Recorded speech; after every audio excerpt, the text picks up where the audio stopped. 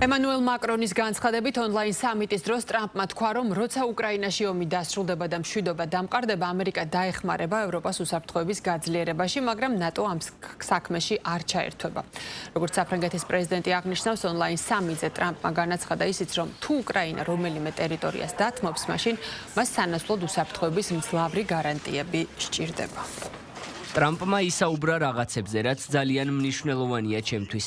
მან თქვა, რომ ნატო არ უნდა იყოს ამ უსაფრთხოების გარანტიების ნაწილი. ჩვენ ვიცით, რომ რუსეთს სწორედ ეს უნდა. ნატო არ მონაწილეობდეს, მაგრამ ამერიკა და სხვა ქვეყნები, რომლებიც მზად არიან, უნდა დაეხმარონ უკრაინას. ეს სწორედ ის პოზიციაა, რომელსაც ჩვენ ვიცავდით ბოლო რამდენიმე თვე. ამიტომაც შევქმენით ჩვენი კოალიცია. ქვეყნები, რომლებიც მზად არიან უკრაინის დასახმარებლად. ტრამპმა ზუსტად ეს თქვა. ვფიქრობ, ეს ძალიან მნიშვნელოვანი განმარტება იყო, რაც დღეს გავიგეთ.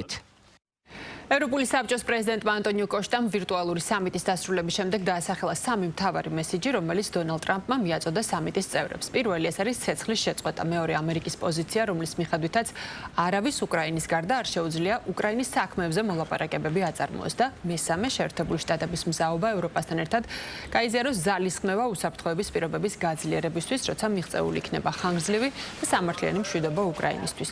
კოშტამ იმედი გამოთქვა, რომ 15 აგვისტოს ალიასკაზე ტრამპის და პუტინის შეხვედრის შემდეგ მოხერხდება ცეცხლის შეწყვეტის მიღწევა და უკრაინაში მშვიდობისკენ გზის გახსნა.